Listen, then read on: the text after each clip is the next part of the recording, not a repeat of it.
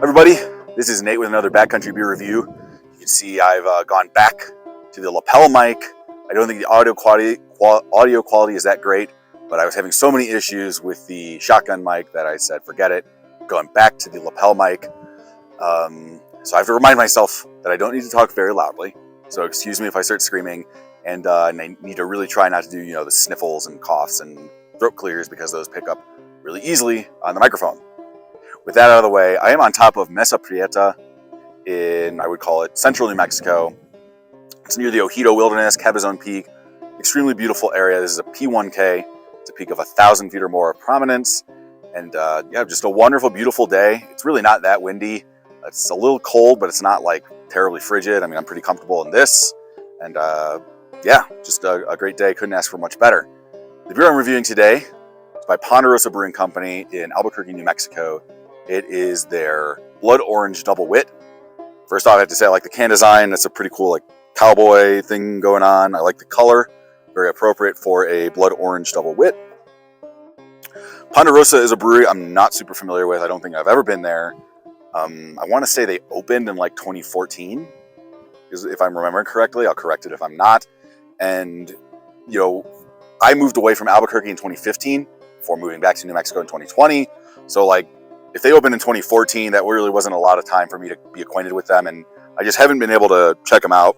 I find this beer interesting. I've noticed it in the store, if nothing else, because I haven't seen any other beers brewed by them in the store, and I think I figured out why. It says that it is actually brewed and canned for Ponderosa by, or under contract by Rio Bravo Brewing Company, who I've reviewed twice on this channel.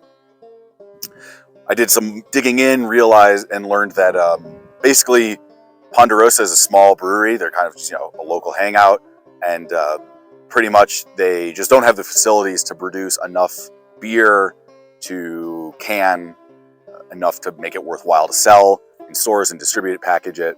So that's where they contract with Rio Bravo Brewing. So it is, sometimes with these like brewed under contract by such and such brewery, you look it up and you learn like there is no real brewery like behind the scenes. It's just a brand that exists to sell a certain type of beer, and that's, it is what it is. This is not that case. This is a real brewery.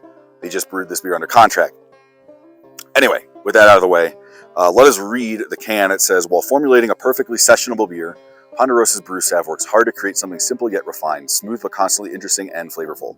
Our Blood Orange Double Wit fits the bill. Brewed with barley, malt, and wheat, just the right amount of coriander, lemon, and blood orange peels, and our proprietary yeast strain, brought back from our brewmaster's studies in Europe, it is spot on delicious. So, sessionable at 7.2%. Yeah, I don't know about that. Easy drinking is maybe the word I would choose there, but sessionable, yeah. Okay, anyway, speaking of sessionable, let's find a good viewpoint to open this up. All right, time for a sip. This is actually take two, because I started filming, walked over here, came back, I did the review, came back, and then I realized that I must have accidentally double tapped the record button because nothing had recorded except for like a 1-second clip. So my thoughts are very well composed right now, or at least they should be. This beer, the dominant flavor profile is definitely the blood orange. Now, it's not really what I expected it to be. To be honest, I don't know when the last time I've had a blood orange was. It might have been 10 years ago for all I know. I thought that they were more bitter than regular oranges. I thought they were kind of like more like grapefruits. I'm not really getting any bitter notes at all.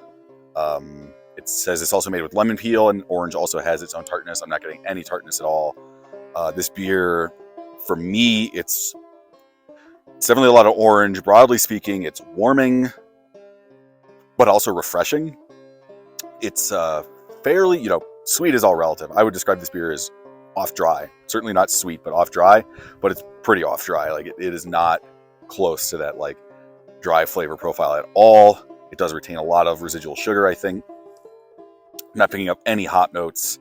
I'm getting a lot of esters, and that's part of what makes it feel kind of warming. In part, I think maybe, when it comes to the esters, I am getting like a little bit of banana. I'm getting some coriander. I'm getting just the general like sweetness, the floral notes from the esters for sure, the general fruitiness that's kind of meshing with the orange. I'm barely getting that lemon peel. It's coming through maybe a little bit, but it's kind of like paired with that like floral note. kind of like an herbal tea is what I'm getting, you know, like a herbal tea with lemon. That's the kind of flavor profile it's giving me. Nothing really intense, but definitely dominant note, the orange.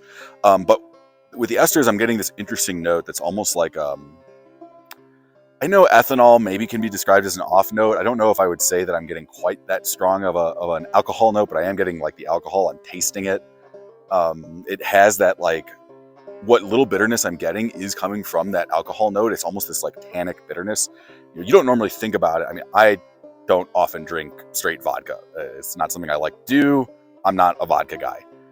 But on the few occasions where I have, you know, drunk vodka, sometimes if I have like a canker sore, I try to like swish some vodka in my mouth to kind of like disinfect it. I don't know. I have no idea if that's actually doing anything. This is not medical advice. But when I do something like that, I notice like how bitter vodka is. It's not something that you normally think about, because normally people who drink vodka just take it as a shot or mix it, and so you don't normally like think about that bitter note. But certainly alcohol does have that bitter note, and that's kind of what I'm getting with this. Like what little bitterness I'm getting, it's only 10 IBUs. What little bitterness I'm getting is coming from that alcohol note. The finish, apart from that bitterness, I'm getting that like, that floral note, and then of course the orange. I mean, the orange is pretty present throughout the entire beer. Mouthfeel is pretty like, it's not very carbonated, I don't think. Like you saw, I actually dropped this can from like this high up and kind of broke it so it didn't pop open, but it fell, you know, and then of course I brought it up here, and when I opened it, it didn't really like spurt out or anything. And of course I taste these beers at home before I come out here and do this, and none of them were particularly carbonated. So I would just say like, this is definitely it's smooth, and it's kind of not really thick, but it just has that like viscous mouthfeel. I don't normally try to pick fights with the descriptions on the cans, but I would definitely never describe this beer as sessionable. You know, it's actually funny. It would be interesting to juxtapose this beer with the Santa Fe Brewing Social Hour Wit. They're pretty similar beers, right? Like Wits made with fruit, probably around the same ABV. This is 7.2. I think Social Hour is like 7.5. And, you know, kind of the same flavor profile, same beer style. Social Hour obviously doesn't brand itself as a double wit, but with that high ABV, it basically is. And Social Hour, I think, is a little bit more refreshing, but maybe lacks a little bit in body. And this one's sort of vice versa. I think it's less refreshing. It certainly would be nice on a warmer day, but I don't think I'd be clamoring for this during summer, mostly because I think it kind of lacks that carbonation and any hint of tartness. But it is more warming because it's more present with the esters. I think that's enough rambling for me. I don't know if my thoughts were any more composed than they otherwise would have been. I'll let you guys can comment below if you think they were or weren't.